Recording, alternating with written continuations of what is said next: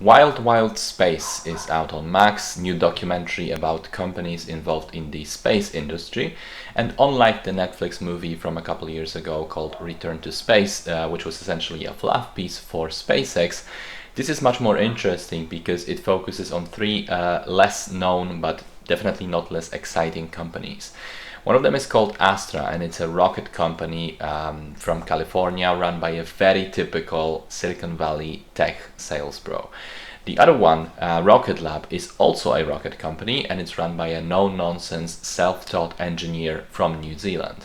And these two are in direct competition. And then the third one is called Planet, and they make satellites, or rather large networks of satellites, connected, small, cheap satellites, which in recent years have vastly increased the availability of satellite imagery of basically any place on the globe.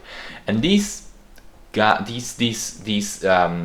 company, Planet, is run by a man who says his mission is to prevent deforestation and help with crop yields and other stuff like that for the betterment of society.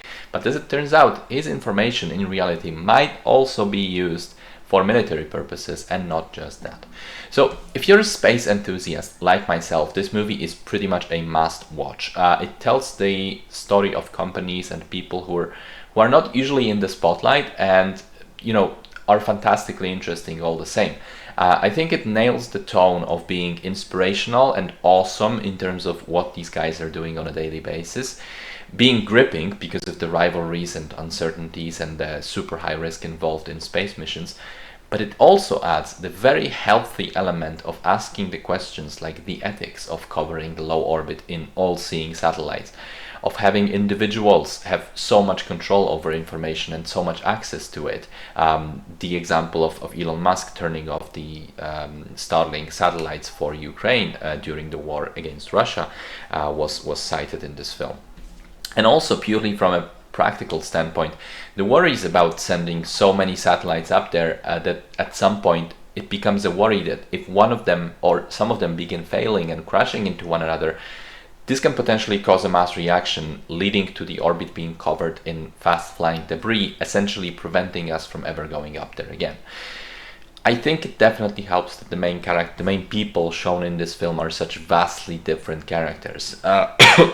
Excuse me, with different styles, different agendas, different goals and principles, different outlooks on life.